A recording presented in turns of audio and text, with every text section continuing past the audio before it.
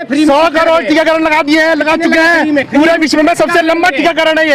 लग चुका, लगा फ्री में लगे सारे, नहीं सब लगे फ्री में लगे, बिल्कुल फ्री में लगे हैं। आप दिखाइए कितने कितने लिए हैं। ये है भाजपा के अंधभक्त, गोबर को चौंसराज समझ के खाते। सुनिए सुनिए सुनिए सुनिए, अरे सुन तो लो, अरे सुनो तो पहले सुने रहे। जब 2 करोड़ युवाओं को रोजगार देना कहाँ गया? 35 गाँव छोड़े हुए होते, रिलायंस वाले वही था, वही 15,000 करोड़ लगे। 10,000 की कीमत का फोन 500 रुपए में दिया, किसने दिया? रिलायंस ने दिया। और जब तो लेकर बैठ गए, नेट फ्री में दिया। 1962 में हमेशा आगे आते हैं। अब उसको 100 रुपए की दवाई, 100 रुपए की दवाई आपको 10 रुपए में मिल रही है। यह प्रधानमंत्री मोदी जी कर रहे हैं। अस्पतालों में रिपोर्ट कहाँ बनता है? आपके घर पर। किससे बनाया रिपोर्ट? अगर माँ का दूध पिया तो आप जनता के बीच में आइए ना, समाज के सभी वर्ग के लोगों के बीच में आइए। रिपोर्ट कहाँ बनता है? जैसे टीवी चैनलों में पत्रकार, भारत की किलर मीडिया जो लोकतंत्र की चौथे स्तंभ कही जा रही, वो भारत की हत्यारी मीडिया आज 9 महीने से ये छात्र एसएससी जीडी के प्रदर्शन कर रहे हैं, कवरेज करने आई। ये असम के लोग आए आज सीए एनआरसी के नाम पर। ये सरकार की क्रोनोलॉजी समझिए। सरकार ने एक साजिश के तहत, एक प्रयोग के तहत सवर्णों को, दलितों और पिछड़ों से झगड़ा लगाने का काम किया। SC ST एक्ट के अंतर्गत मोदी सरकार ने 10 साल की सजा का प्रावधान किया। यानी मोदी सरकार यह कहती है कि जो सवर्ण समाज के लोग हैं वो हिंदू नहीं है, वो भारत के नहीं है। जब उनकी फटी, जब 5 राज्यों में चुनाव हार गए तो 10% आरक्षण का लॉलीपॉप दे दिया। फिर सीए एनआरसी के नाम पर 3 देशों के हिंदुओं के हित की बात करने वाली सरकार खुद अपने ही मुल्क के हिंदुओं के साथ धोखा किया, पॉकेटमारी की, लूटने का काम किया। आज जब 2014 में $105.71 प्रति बैरल तेल था, तो भारत में 71 रुपए पेट्रोल और 55 रुपए डीजल, 400 रुपए से कम की सिलेंडर मिल रही थी।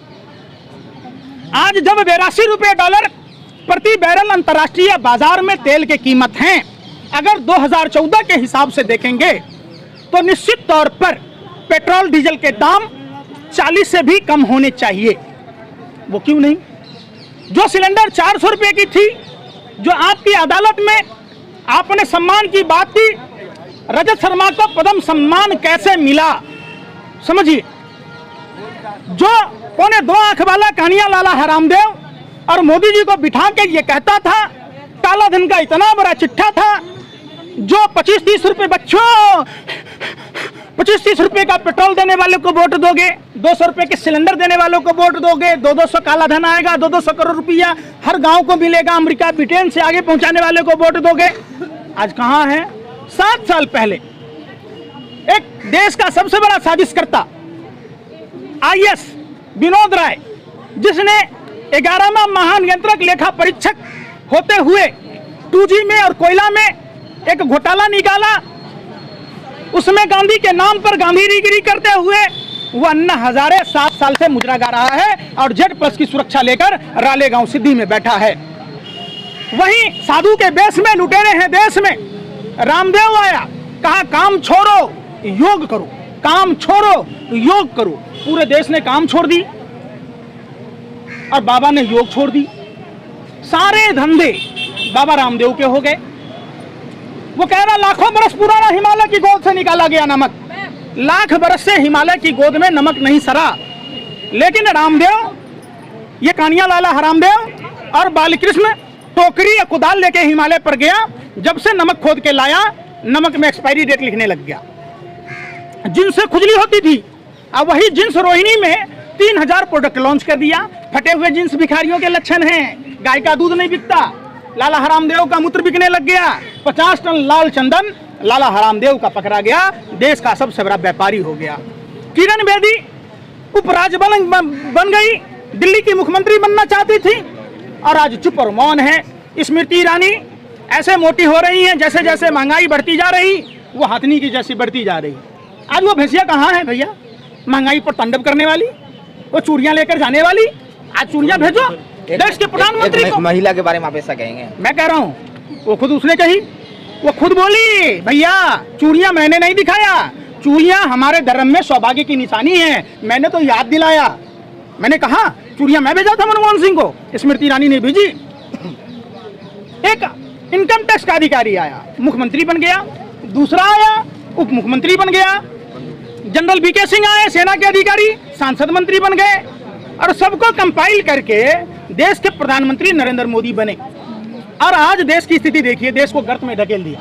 पंकज जी, कंगना रनावत ने कल बयान दिया कि देश की आज़ादी 47 में जब मिली तो भीख में मिली थी, 2014 के बाद देश आज़ाद हुआ। इस बयान को आप किस तरह देखते हैं? ये सावरकर की नाजायज औलाद है, ये गोडसे की नाजायज औलाद कंगना रनावत है, जो गोरे अंग्रेजों की दलाली और मुखबरी करता था। देश में दो सबसे बड़े गद्दार हुए, श्यामा प्रसाद मुखर्जी 1941 में मुस्लिम लीग के फजाउल हक के साथ बंगाल प्रांत में सरकार बनाई।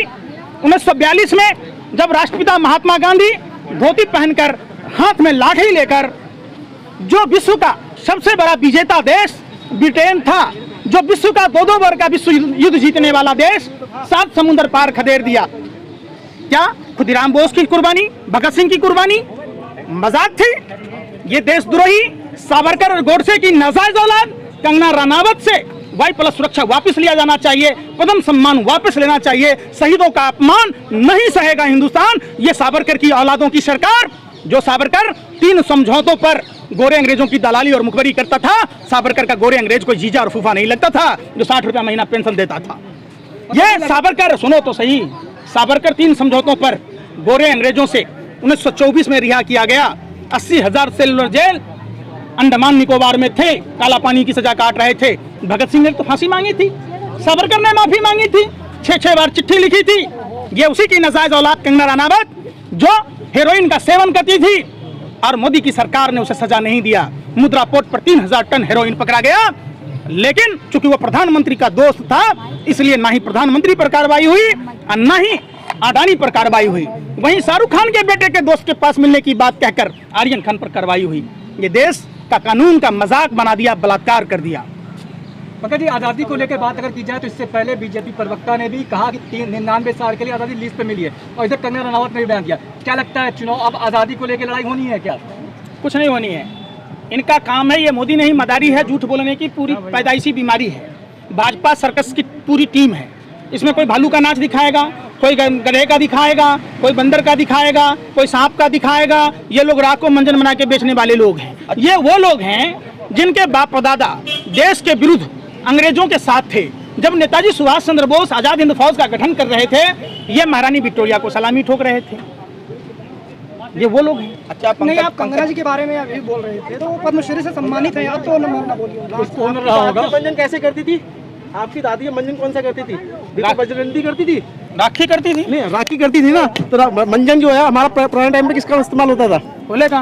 कोले का होता था ना। राख से मंजन बेचना भी कलाकारी है, गंजे को कंगी बेचना हर किसी की बस की बात नहीं। ये लालू वो हमारे राहुल गांधी जी कहते हैं आलू से सोना उगता है। गुजरात में बताते हैं ना। और सुनो, ये है भाजपा के अंधभक्त, गोबर को चौरप्राश समझ के खाते। सुनिए, आलू से सोना बनाने की बात। गुजरात में एक सभा में जब फूड प्रोसेसिंग का यूनिट लगा, तो जो चिप्स बनता है वो सोने के दाम में बिकता है। और इस बात को, चूंकि वो हर बात में क्या होता है कि कांग्रेस पर आक्षेप करो और भूल जाओ। अगर 2014 से पहले भारत विश्व की तीसरी महाशक्ति थी, अगर राजा हरिश्चंद्र की ये छठी औलाद की सरकार बनी, तो भारत की संस्थाएं कैसे बिकी? क्या? अरे सुन तो लो, जो आप बार-बार इस बात को कहे जा रहे हैं, कभी कंगना को बोलते हैं, कभी किसी को बोलते हैं। सुन तो लो, पहले बात सुनो तो लो। जो भारत की अर्थव्यवस्था विश्व की तीसरी महाशक्ति थी, वो भारत की अर्थव्यवस्था माइनस में कैसे आई? जो भारत विश्व का तीसरा शक्ति था, तो वो भारत आखिर फिसड्डी कैसे हुआ? जहां भारत में काला धन की बात थी। अरे सुन लो, अरे सुनो तो पहले सुनने दे। जब 2 करोड़ युवाओं को रोजगार देना कहाँ गया? 35 गाँव आदर्श कौन से हैं? 35 गाँव आदर्श कौन से हैं? 100 स्मार्ट सिटी कौन सी है? ये बात तो बताओ। 35 गाँव बनारस में बता दो आदर्श कौन से हैं? 5 साल में चाहते हो गया? 7 साल में एक बनाया। सुनिए, बच्चा जब जन्म लेता है 2.5 किलो का होता है। जब बच्चे का वजन 70 किलो हो जाए, जब 34-35 साल का हो जाए, तो वो कमाने लगता है। इसका मतलब नहीं कि 34 साल पहले नहीं कमाया तो भरी जवानी में भीख मांगे। नहीं 12 साल के बच्चे का 70 किलो वजन हो जाता है ना। कौन 12 साल के बच्चे की बात कह रहा है? बच्चे का 70 किलो अरे जब भाई 30 यार से 35 साल पढ़ाई करने के बाद वो नौकरी करने के लायक मिलता है। जन्म लेते हैं माँ का दूध पीता है, खाना खाता है, स्कूल में पढ़ाई करता है। ये थोड़े ना है कि भाई 30 साल से कुछ नहीं किया तो बच्चा कुछ नहीं करेगा, ऐसा थोड़े ना होता है। किसने कर दिया 30 साल से कुछ नहीं किया? ये अनबक्तों को गोबर खाने की आदत है। ये बात की बात ये नहीं है। आप गोबर की बात करते हो, आप मुझे लगता है कि आपने गलती से भैया माइनस में जीडीपी कैसे पहुंची? माइनस में जीडीपी कैसे पहुंची? 2 करोड़ युवाओं को नौकरी देने की बात थी, 14 करोड़ को देनी थी।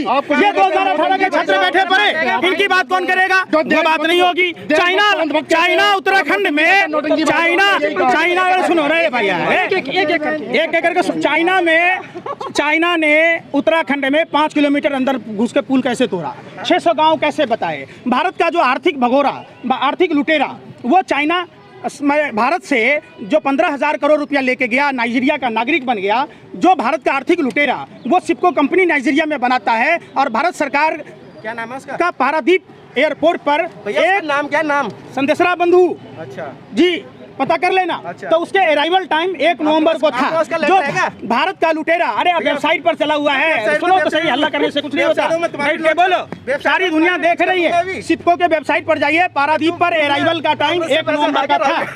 1 नवंबर का था। जो आप एक बात बताइए, वीजा में माल्या नरेंद्र मोदी कांग्रेस से पैसा खाने के इल्जाम लगा रही है। अभी पैसा लेके आए इन्होंने दिया, इनको देने की औकात है? कांग्रेस वालों को मैं जानता ही नहीं। अगर किसी कांग्रेसी से यही बात है, ये निकले छोड़े हुए होते, ये लोग मुझे ये बोले नहीं देते। रिलायंस वाले वही था, वही रिलायंस वाले थे। 15,000 करोड़ लगे, 10,000 की कीमत का फोन 500 रुपए में दिया। किसने दिया? रिलायंस ने दिया।